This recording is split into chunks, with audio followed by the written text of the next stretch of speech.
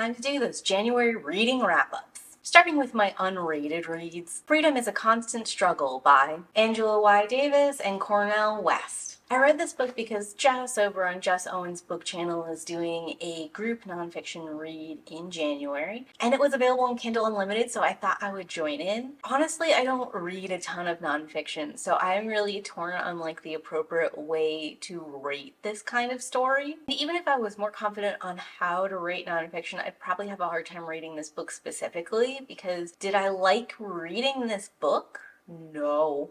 I really didn't. And part of that's just because, like, I'm not used to reading nonfiction. Like, I know the same information that I read, I would have way more enjoyed if I had been listening to an interview. Just reading it, for some reason, is so hard for me. And I think besides it being hard for me to read nonfiction, it's sort of compounded by the fact that Freedom is a Constant Struggle is like a collection of interviews, speeches, and essays. If I were going to compare it to like a fictional work, it's sort of like an anthology collection. And even though I love the idea of anthologies and advocate heavily for them, I do get super tired of reading short stories and like lose momentum really quickly. That said, was this book like great, heavily informative, and on an important topic that I'm interested in, wanted to know more, and give me like some more food for thoughts or things to think about? Yeah, it did do all of those things. I think overall I probably would recommend it as something worth reading, even though I didn't love my reading time with it. Moving into 2 stars.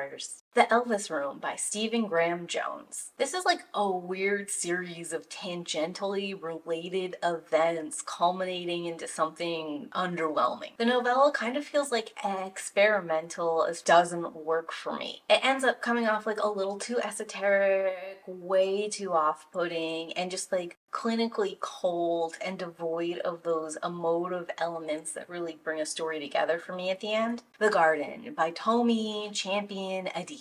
This book's a really poor start for the Into Shadow collection. I listened to it instead of reading it, and I think the narrator is doing the most they can to make this deep and worthwhile and meaningful. They are really putting heavy emphasis on this poetry. Listening to it helped me personally because it let me hear where things were rhyming, and it let me hear repetition instead of seeing it on page, and I really hate reading repetition. But when I hear it, there's this musical value to it that I just don't get when I'm reading lines. It still just doesn't work. To me, this book comes off as like very shallow while trying to be deep. It wants to have like all this meaning and depth and like innuendo and richness under the surface, but it hasn't really put in the time or effort to earn that or feel that way to me, and I think probably feel that way for most readers. It lacks like the thematic strength or the lyric quality that I experience in magical realism stories that stick this landing. Moving into 3-star reads. Appetite for Innocence by Lucinda Berry. I ate this story up, read it all in one sitting. I was looking for like some serial killer fiction that was kind of similar to Dot Hutcherson's The Butterfly Gardens, and came up with this one as an option. And honestly, it gave me a lot of the same feelings and narrative storytelling that you would get in something like The Butterfly Garden. We're seeing from the victim's perspective, they're slowly healing / unraveling / sharing their story with like the therapist or the reader or their family or the authorities. We're still trying to catch the killer and fully understand what happened and how it happened. And it's got like a little bit of that poetic prose, almost like break from reality woven into it. And this is the kind of story that's told in and out of time that I really appreciate, because we're with the character who's currently free from the trauma, but they're still trying to process that experience. And that's like when through flashbacks or therapy sessions or like emotional things that trigger that in them, brings us back to that time, experiences that individualized moment, and kind of like keeps the story a puzzle piece we're trying to solve. This book would have been like an easy 4-star for me, except I'm really conflicted with how Sarah's character was handled, as well as like the twist that was incorporated. There is a Stockholm Syndrome element in the story, and Stockholm Syndrome's not really a thing, and especially I don't think it's a thing the way this book executed it. And if we were going to try to do that, I just think we need like a more nuanced approach. And since it ends up being like such a major part of the story, it's very hard for me to personally rate it higher than 3 stars. Next is We Ate the Dark by Mallory Pearson. This is a debut novel that actually releases February 1st. I was able to get it ahead of time using Amazon Prime's First Look feature, and it's filling a lot of those gaps that I love in reading. It's got like a gothic, haunted house, specifically southern gothic feel, and we're focusing on like 4 female main characters, so there's like those female friendships and there's secrets and mystery. All of that is stuff that I love and was so excited for in this story. I was rooting for this debut more than you can possibly know. And immediately from the prologue, I could tell that the execution for We Ate the Dark just wasn't quite there, because the summary promises me these 4 female characters' story and perspective, and we start off with like this random male guy's perspective on a situation that happened that ended up with one of the characters being missing slash dead. And you know me, if you're promising me this female forward story and you start me off with a male perspective, I'm immediately like, but why? And We Ate the Dark's case, I think we get this one perspective up front specifically because they want to have that creepy, scary, we found the body kind of element. It feels they're trying to like force us to feel scared or whatever, or force us to feel intrigued by this magical mystery. Guys, you already got me from the summary. Let's just start where chapter 1 is and skip this prologue. This book does have beautiful prose and warm descriptions, but it feels like Pearson hasn't quite found her stride in like implementing those and keeping a story moving with good pacing and tension, because there was a lot of downtime and fluff and elements where I felt like, where's this going? Why are we getting this? Can't we move this just a little bit faster? And I think we're supposed to get like this slow startup and build so we can meet all the characters and feel invested in them, but I'm not 100% connecting with them. In fact, some of them I'm not really connecting with at all. And then we're just sort of like sitting in there trying to force a connection that's just not going to happen. If we got like a little bit more action, a little bit faster move through the story, and maybe like a little bit more detail reveal about their backstories a little earlier on, it would have been better for me personally. Also, this is another story where the introduction of magic is not like super well explained. This is just a world where there happens to be magic in it and everybody knows it and accepts it, aka magical realism. But the way it's implemented is super clunky, and it goes a little further than I think magical realism really should, because there's like a parallel world to ours that some people seem to be able to cross back and forth in. It just like dropped on us. We're suddenly in this alternate world that feels like a dream or feels unreal or doesn't make any sense. The weaving connections are not there, and the dreamlike force is not quite there either. So even though there were a lot of things that were cool, it is a debut novel at the end of the day, and it needed more work, more practice, and probably a little bit more editing. The Patient by Jasper DeWitt. It's got really solid writing, a fun, twisty-turny kind of situation going on. It really makes use of the forum posting feature as like part of the storytelling device, and I think it uses a lot of different like media elements very well to give us different perspectives and parts of the story and kind of make us feel like we are also there collecting pieces to this mystery and trying to diagnose slash heal this specific patient. As someone coming to this story way after it was originally posted and who's experienced a lot of no sleep stories, there wasn't quite the element or level of tension I feel like there might have originally been. And like personally, I was never wondering what the truth about this patient was. Like at one point in time, our narrator believes that maybe the patient is 100% sane and has just been left to rot. I never bought into that. And I think like my unwillingness to go with some of these partial explanations and being like, no, that's not it. That's not right. We need to keep searching. I need more information. It takes away a little bit from the tension and the surprise turns and twists in the story. Once our narrator finds out the real and actual truth of what's going on with this patient, the last and ultimate twist to me became super obvious. That surprise, terrifying reveal at the end was not scary to me. I was just like, let's hurry up and get to it. The writing itself was really good. I love the use of foreshadowing. I think it drops more than enough clues for you to know exactly what's going on and why. Kind of like fun as a reader, even if it's not necessarily scary or tense, for you to be able to like piece it all together and feel smart and feel like you are one step ahead of our narrator. Next is Persephone by Lev Grossman. This is another book from the Amazon Original Into Shadow series, coming of age and coming into surprise power style story. It's got solid construction. I liked it just fine, but there's nothing special or unique about it. They make great use of the supernatural element to like tell a full circle story and start with this tragedy and end with like a catharsis or coming to understanding it. But I mean, it's just something I've seen a ton, and it's hard even when done very well to be something like special or like above 3. I'm also dropping Dune by Frank Herbert here. This is a reread, and anyone who's spent any time on this channel knows I hate this book and gave it a 1 star my first read. I still really didn't like it. I still have all the same problems that I had before, and you can check out my part 1 and part 2 of that review over here. I'm placing this personal reread into 3 stars because I knew I was going to have all those issues going in.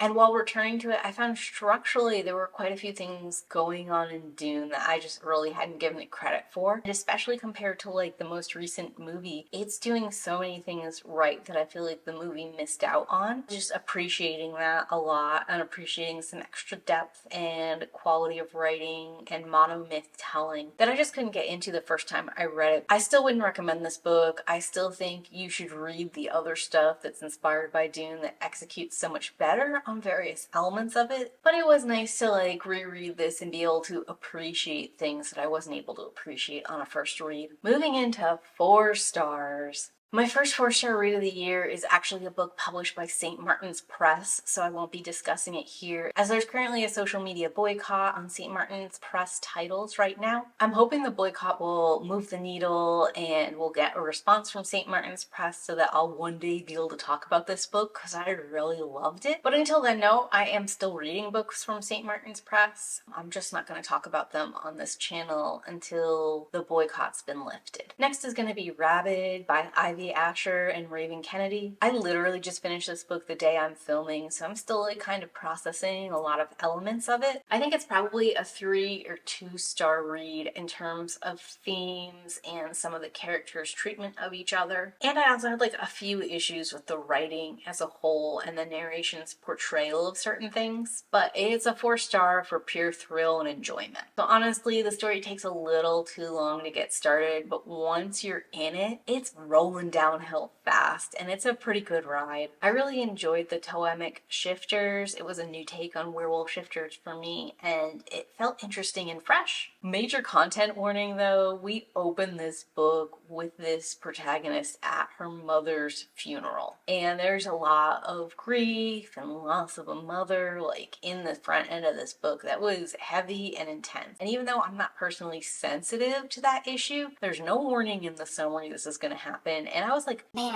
this is a serious downer and unexpected based off of the summary I read. I just can't imagine someone going into this looking for escapism who's recently lost a loved one. I also don't really like the alpha relationship with our protagonist, but like, what's new? I feel like I complain about that a lot in these werewolf shifter stories. To be fair to this specific alpha though, he is nowhere near as bad as a lot of the other relationships I complain about in this channel. And also my worry that he was gonna be like violent both to people around him but also potentially to his love interest was unfounded. Also, this is one of the few werewolf romances where we don't get a dual perspective narration. We're just there with our protagonist the whole time. And I really appreciated that because first of all, it gave me a chance to really connect and bond with our protagonist and to see their perspective fully, while we really found the love interest perspective a complete mystery. And I was often with her wondering like what the heck this guy was thinking, why was he acting certain kinds of ways, and that leads us to a reveal later that I feel like we could have avoided entirely with a conversation. But it was nice at least to not always have no tension or no sense of anything because I'm getting both perspectives all the time and just feeling impatient in that regard. Like in the Midwinter Mail Order Bride, our love interest protagonist is living in a world that's very different from our protagonist, and he sees the world in a totally different way than her, has different experiences than she has, goes about Toemic werewolf shifter living completely differently than she does, and it leads to a lot of misunderstandings and a lot of him getting to be like the superior, more knowledgeable, better, right one all the time. And just like it pissed me off in the Midwinter Mail Order Bride, it pisses me off here too. The things our protagonist experiences are like abusive, and she was raised and taught in a way that was damaging to her and potentially damaging for other people. So I get why there's less room for her to be right. Has her and this guy walk into a situation together and expect her to know like the right way to view things or what's going to happen when no one has explained it to her. And they know that the way they do things is different than the way most of the werewolf packs do them. So it's not like they didn't know she wasn't going to know what to do or what to experience. And then when she gets like understandably angry or flustered or concerned about certain things, the guy gets mad and yells at her and like demands an apology. And the whole narrative phrases it like she's jumping to conclusions and thinking badly of him and like assuming things that aren't there and has like a prejudice against these wolves, when really she's just taking her own experience, which she was taught as like the right and appropriate way, applying them to the situation at